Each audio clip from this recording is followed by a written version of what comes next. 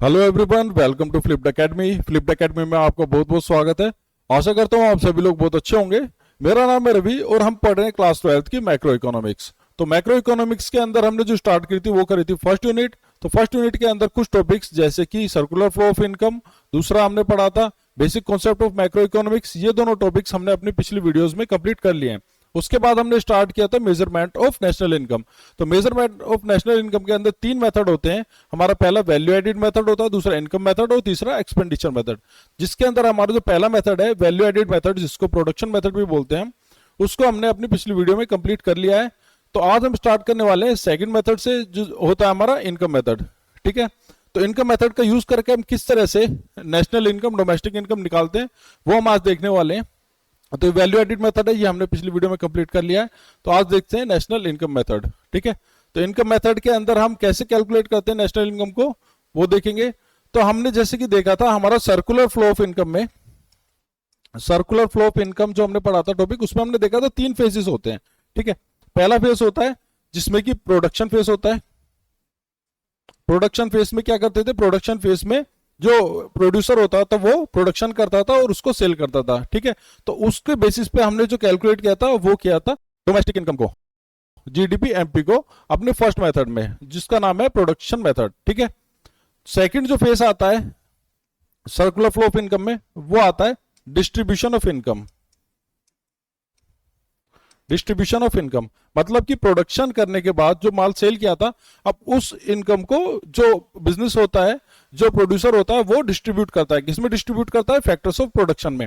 Factors of production हमने देखा था जो कि प्रोडक्शन में हेल्प करते हैं, जिसकी हेल्प से प्रोडक्शन होता है। तो जब फैक्टर्स ऑफ प्रोडक्शन को वो इनकम डिस्ट्रीब्यूट की जाती है तो उनके लिए क्या होती है, वो फैक्टर्स ऑफ प्रोडक्शन के लिए होती है वो फैक्टर इनकम। ठीक है, तो उसी फैक्टर इनकम की हेल्प से जब हम नेशनल इनकम को कैलकुलेट करते हैं तो उस मेथड को बोलते हैं इनकम मेथड। ठीक है, तो अब हम देखते हैं इनकम मेथड के अंदर क्या क्या कंपोनेंट्स हैं, हम फैक्टर इनकम को किस तरह से ऐड करते हैं, किस तरह से लेते हैं कि जिससे हमारा एनडीपीएफसी निकल जाता है।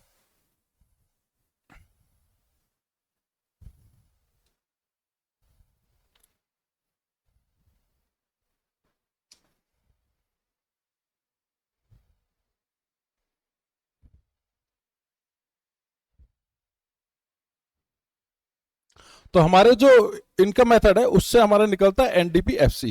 जैसे कि हमारा जो हमने पिछले मेथड में देखा था वैल्यू एडिड मेथड, उसमें हमारा क्या निकलता था, जीडीपी एमपी।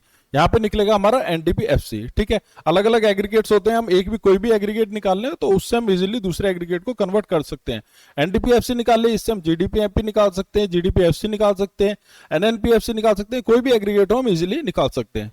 ठीक है, तो इसमें क्या क्या कंपोनेंट है सबसे पहले हम ये देख लेते हैं। तो सबसे पहले आ जाता है compensation of employees. Compensation of employees जो एम्प्लॉइज को कोई भी प्रोड्यूसर देता है। दूसरा आ जाता है ऑपरेटिंग सरप्लस। ऑपरेटिंग सरप्लस क्या होता है इसको हम देखेंगे। और थर्ड आ जाता है मिक्स इनकम।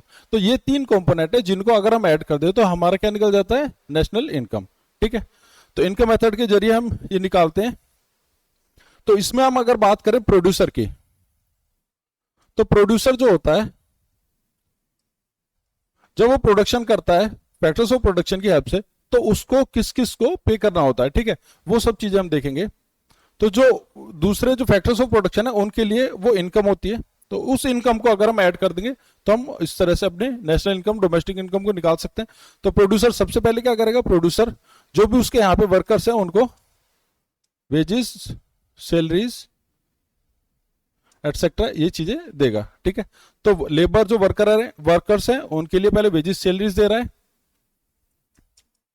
ठीक है, उसके बाद दूसरा क्या देता हूं, दूसरा rent and royalty. Rent and royalties देता है। रेंट एंड रॉयल्टी होती है जो भी नेचुरल रिसोर्सेज को यूज कर रहा है प्रोड्यूसर, ठीक है, उसके लिए कुछ रेंट देगा, कुछ रॉयल्टी देगा। थर्ड क्या होता है, थर्ड होता है इंटरेस्ट। इंटरेस्ट ऑन कैपिटल मतलब जो भी कैपिटल, जो भी मैन मेड रिसोर्सेज यूज करता है प्रोड्यूसर, या जो भी पैसा देता है लोन पे पैसा लेके बिजनेस में लगाता है प्रोडक्शन के लिए, तो वो आ जाता है हमारा इंटरेस्ट में। और क्या होता है, प्रोड्यूसर जो होता है वो प्रॉफिट देता है किसको, जो एंटरप्रेन्योर है, जो प्रोडक्शन कर रहा है, जो उस बिजनेस को स्टार्ट करता है, इनिशिएट करता है। ठीक है, तो इस तरह से हमारे फैक्टर इनकम होती है जो कि फैक्टर्स ऑफ प्रोडक्शन को दी जाती है। ठीक है, तो इसमें से हमारा वेजिस सैलरी जो होता है, वेजिस सैलरी एटसेट्रा, ये जो आता है ये पार्ट होता है हमारा कॉम्पनसेशन टू एम्प्लॉइज का। दूसरा हमारा rent and royalty, interest and profit, ये हो जाता है हमारा ऑपरेटिंग सरप्लस।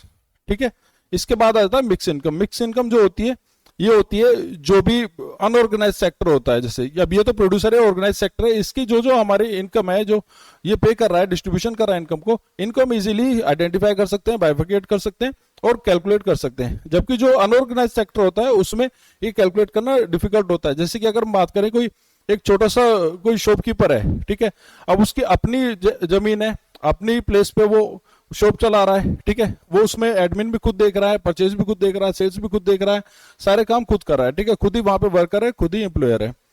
तो उस केस में हम क्या करते हैं, उसको हम डाल देते हैं मिक्स इनकम में। इसी तरह से जो डॉक्टर्स हैं वो अपना क्लिनिक चला रहे हैं, या कोई भी प्रोफेशनल्स हैं वो अपने प्लेस पे अपना कुछ काम कर रहे हैं छोटा, तो वो सब आ जाएगा मिक्स इनकम में। इसके अंदर अनऑर्गेनाइज सेक्टर आ जाता है, जो इनकॉर्पोरेटेड बिजनेस होते हैं। ठीक है, तो ये हो गया। अब हम इन सबको ऐड कर देते हैं तो हमारा क्या निकल जाता है, एनडीपीएफसी। ठीक है, इसमें हम एक बार फिर से देख लेते हैं। कंपोनेंट क्या है, कॉम्पनसेशन ऑफ एम्प्लॉइज, जिसके अंदर आ जाएगा wages and salaries in cash, cash में देते हैं वेजेस एंड सैलरीज, कैश में जिससे बोनस दे रहे हैं, सैलरी दे रहे हैं, वेजेस दे रहे हैं, इसके अलावा कोई अलाउंसेस दे रहे हैं, वो सब आ जाएगा।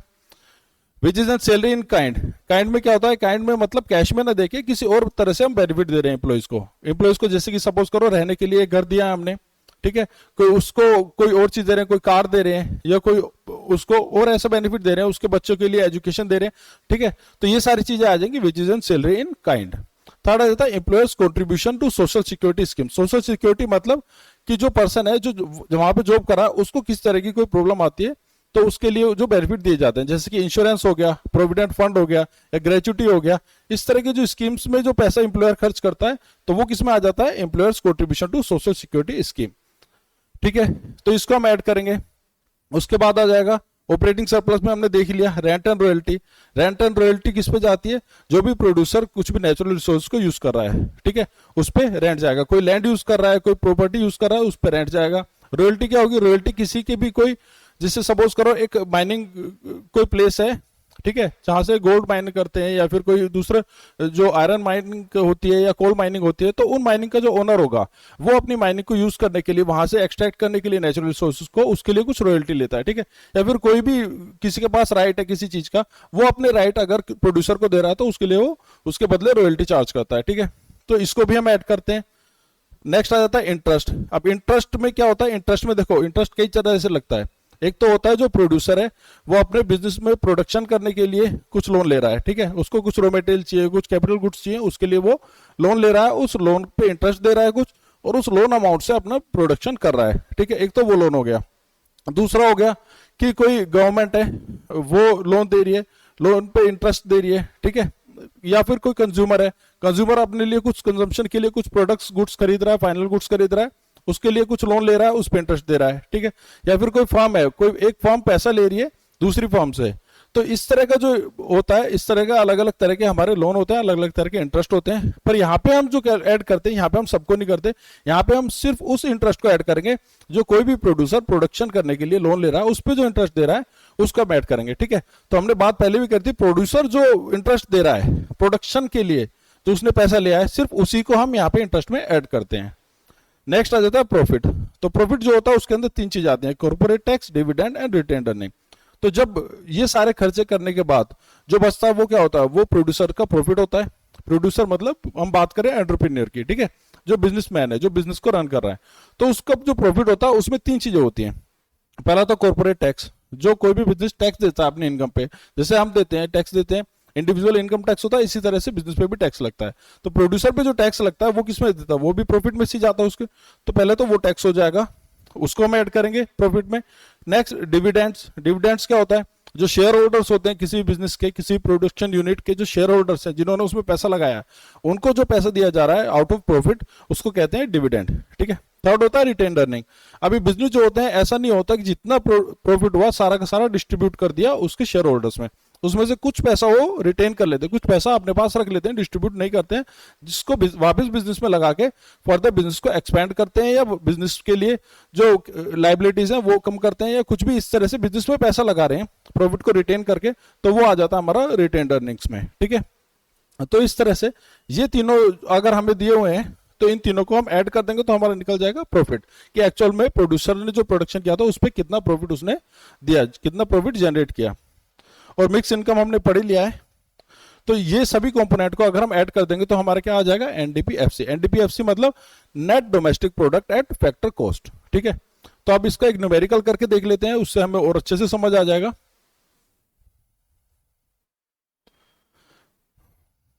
हाँ, तो ये न्यूमेरिकल है हमारा, जिसमें कि हम कैलकुलेट करेंगे नेशनल इनकम को। नेशनल इनकम को का मतलब होता है हमारा एनएनपीएफसी। जिस तरह से हमारा डोमेस्टिक इनकम है उसको हम जीडीपी एमपी बोलते हैं, इस तरह से नेशनल इनकम को हम एनएनपीएफसी बोलते हैं। ठीक है, तो ये हमें कैलकुलेट करना है किसकी मेथड से, इनकम मेथड की हेल्प से। ठीक है, तो हमारा क्या था इनकम मेथड में, इनकम मेथड की हेल्प से हम क्या कैलकुलेट कर रहे थे, एनडीपीएफसी। ठीक है, ये देखो हमने जो कैलकुलेट किया था इनकम मेथड की हेल्प से एनडीपीएफसी कैलकुलेट कर रहे थे। ठीक है, एक बार हमारा इस फॉर्मूले से एनडीपीएफसी निकल जाएगा तो उसको हम कन्वर्ट करके एनएनपीएफसी निकाल लेंगे। ठीक है, जो सबसे पहले हमें इनकम मेथड से जो भी एग्रीगेट हमें मिल रहा है पहले हमें उसको निकालना है, उसके बाद हमें कन्वर्ट करना है। तो एनडीपीएफसी निकालने के लिए हमें क्या करना होता था, कॉम्पेंसेशन ऑफ एम्प्लॉइज इसको ऐड कर देते, प्लस क्या करते थे, ऑपरेटिंग सरप्लस करते थे, प्लस जो मिक्स इनकम होती थी इनको। तो ये तीन कंपोनेंट थे जिनको हमें ऐड करना होगा। तो इसके अंदर एक एक करके देख लेते हैं। सबसे पहले compensation to employees, compensation of employees हमें दी हुई है 800, ये लिख लेंगे हम। ठीक है, नेक्स्ट दिया है रेंट, रेंट भी इंक्लूड होगा। रेंट किस में आ जाता है, ऑपरेटिंग सरप्लस में, तो रेंट ऐड कर लेते हैं, 200 रेंट हो गया। और प्लस क्या करना है हमें, वेजेस एंड सैलरीज। अभी देखो एक चीज यहाँ पे कंफ्यूज करने के लिए दिया हमें, वेजेस एंड सैलरी किसका पार्ट है, वेजेस एंड सैलरीज हमारा कॉम्पेंसेशन ऑफ एम्प्लॉइज का पार्ट है। कॉम्पेंसेशन ऑफ एम्प्लॉइज हम ऑलरेडी ऐड कर चुके हैं। ठीक है, ऑलरेडी ऐड कर चुके हैं, तो इसके अंदर ये हमारा wages and salary already included है, तो इसको हम दोबारा से ऐड नहीं करेंगे, नहीं तो क्या होगा, डबल काउंटिंग की प्रॉब्लम आ जाएगी। तो इसको हम इग्नोर कर देंगे। हमने कॉम्पेंसेशन ऑफ एम्प्लॉइज कर लिया ऐड, उसके अंदर ये पहले से इंक्लूडेड है। नेट एक्सपोर्ट, तो एक्सपोर्ट तो हमारा था ही नहीं, इसको हम अभी छोड़ देंगे, इग्नोर कर देंगे। Net factor income from abroad, तो net factor income from abroad किस लिए यूज होता है, ये यूज होता है जब हमें किसी डोमेस्टिक इनकम को नेशनल इनकम में कन्वर्ट करना होता है। ठीक है, अब ये हम जो निकाल रहे हैं ये क्या है, डोमेस्टिक इनकम, हमें कन्वर्ट किस में करना है, नेशनल इनकम पे, तो इसको हम यूज करेंगे। अभी के लिए छोड़ देते हैं, एक बार हमारा एनडीपीएफसी निकल जाएगा उसके बाद हम इसकी हेल्प से एनएनपीएफसी निकाल लेंगे। प्रॉफिट पे आ जाते हैं, प्रॉफिट हमारा इंक्लूड होता है, हाँ जो होता है ऑपरेटिंग सरप्लस में होता है, कितना है 300, प्लस इंटरेस्ट, इंटरेस्ट भी हमारा इंक्लूड होता है। ठीक है, तो इंटरेस्ट कितना है 100, ये भी ऐड हो जाएगा।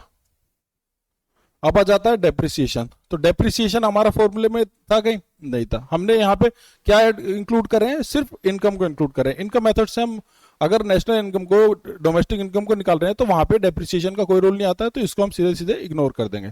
ठीक है, तो अब ये जो हमारा सारा ये एनडीपीएफसी इनकम मेथड से निकालने का फॉर्मूला है जिसमें हमने वैल्यू पुट कर दिए। अब इनको एक बार ऐड कर लेते हैं, तो इनको ऐड करके आएगा 800 प्लस 200 1000 प्लस 300 13,000 प्लस 100 14,000। ठीक है, तो 1400 सॉरी 1400, ठीक है 1400 क्या हो गया, 1400 हमारा एनडीपीएफसी निकल के आ गया है with the help of income method. अब हमें चाहिए क्या, हमें एनएनपीएफसी चाहिए। ठीक है, तो एनएनपीएफसी निकालने के लिए क्या करना होगा, देखो नेट है, ये भी नेट है, तो नेट हमें निकालने की जरूरत नहीं। अगर ग्रोस होता तो नेट निकालते डेप्रिसिएशन को ग्रोस में से लेस करके, पर हमारा ऑलरेडी नेट निकला है तो हम नेट ही रखेंगे। नेक्स्ट हमारा यहाँ पे एफसी है, ये भी फैक्टर कॉस्ट है, ये भी फैक्टर कॉस्ट है। ठीक है, अब डिफरेंस क्या आ रहा है, ये नेट है और ये डोमेस्टिक है, तो डोमेस्टिक से नेट में कन्वर्ट करने के लिए हम क्या करते हैं, net income from net factor income from abroad को ऐड कर देते हैं। ठीक है, अब net factor income of abroad हमारी माइनस में है, नेगेटिव में है, तो हम इसको ऐड करेंगे। तो एनएनपीएफसी निकालने के लिए हम क्या करेंगे, NDPFC plus net factor income from abroad. ठीक है, तो एनडीपीएफसी कितना था हमारा 1400 प्लस एनएफआईए कितना था हमारा -20। ठीक, तो हमारा कितना निकल गया एनएनपीएफसी 1400 -20 1380। ठीक है, तो 1380 क्या है हमारा एनएनपीएफसी। इस तरह से हम इनकम मेथड का यूज करके हम नेशनल इनकम या डोमेस्टिक इनकम को निकालते हैं। आई होप आपको समझ आ गया होगा। तो ये था हमारा national income method for the measurement of national income और डोमेस्टिक इनकम। ठीक है, तो जो नेक्स्ट मेथड है हमारा वो एक्सपेंडिचर मेथड, उसको हम अपनी नेक्स्ट वीडियो में पढ़ेंगे। आज की वीडियो में इतना ही, बहुत बहुत धन्यवाद।